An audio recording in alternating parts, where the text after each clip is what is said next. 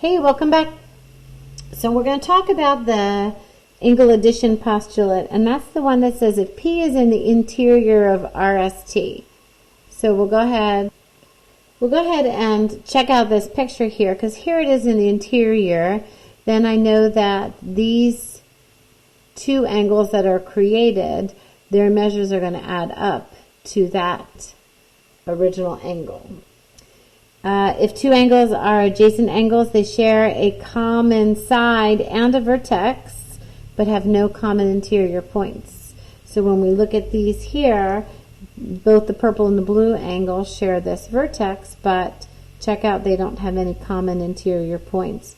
Here's my blue angle, here's my purple angle, and they don't share any points, so they are going to be adjacent. All right, when we classify angles, we can classify them as acute. Maybe they're a cute little angle. They can be right. They could be obtuse. And they can be straight. Now, some of you may have learned about reflex angles. Those are the ones that are greater than 180 degrees. But we're not going to be mentioning them or studying them for this course. And they're going to be classified according to their measure. All right, so we have given you some points here, and we want you to sketch them on the coordinate plane. If you weren't able to print this out, find yourself a piece of scratch paper and make sure you graph these points, and then we're going to talk about these angles. Come back and check your answer. Okay, we'll go ahead and look at my drawing. My green angle here is angle PQR, and it's definitely an acute little angle. When I want to talk about the vertex, it's at Q, and I can name the angle. Actually, we're going to go with just two ways. We're going to say it's angle RQP or PQR. I can't call it angle Q because he's got another friend over here, and that's not going to work out.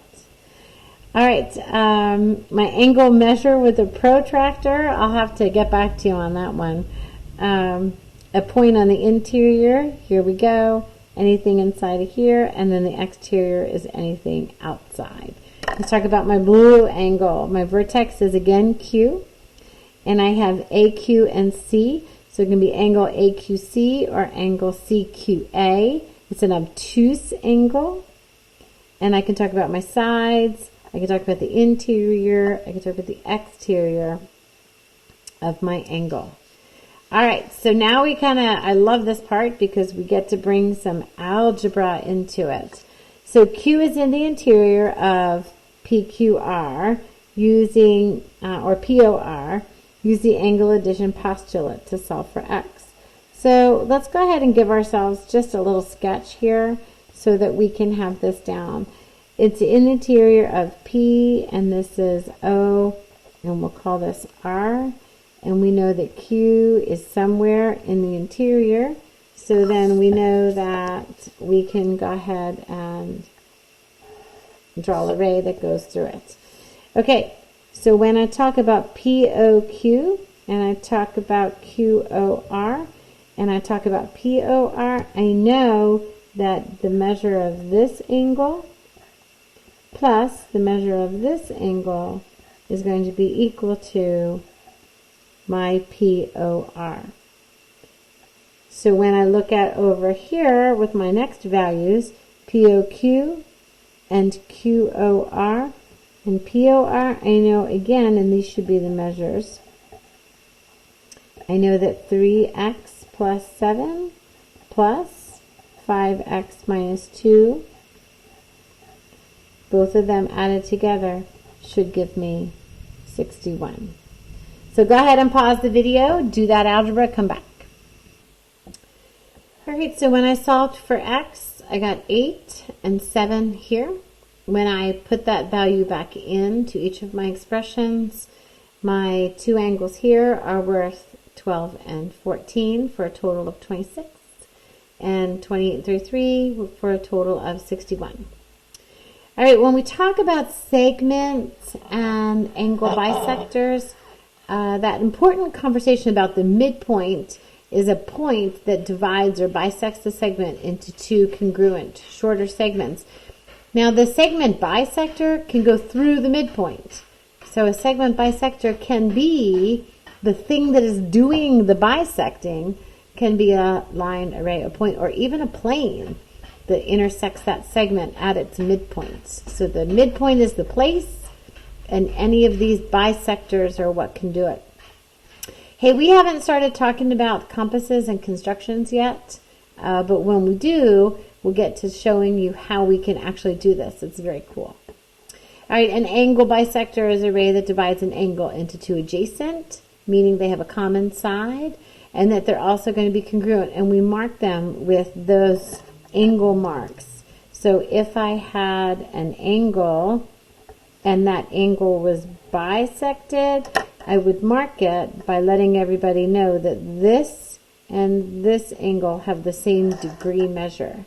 Some people even put little tick marks on them like they do our segments. Up to you. All right, let's go on to the next page.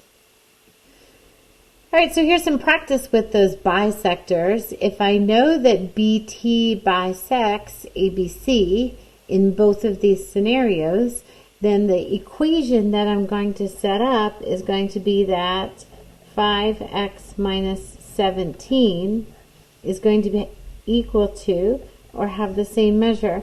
So it's interesting in geometry, you're either setting things equal to each other or adding them to be equal to a certain value. These ones are going to be equal.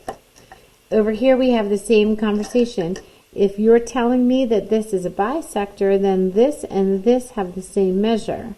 So 3x plus 36 is going to be equal to 9x minus 14. All right, so pause the video, do your algebra, and see if you can agree with me what the measure of these angles are. All right, so I set them equal to each other. I solved for x. I substituted that x value into both of the expressions, and I got to be honest with you, I did it twice because I knew that they were going to be the same, but instead of writing it twice, I did the math twice as my check. So don't be afraid to take your time and make sure you're getting the answers right.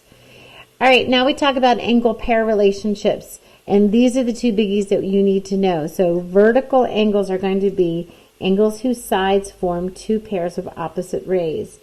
So if I have this angle forming an opposite ray with this side here, and then I have this side forming an opposite ray with this side, do you see how angles 1 and 2 are going to be congruent?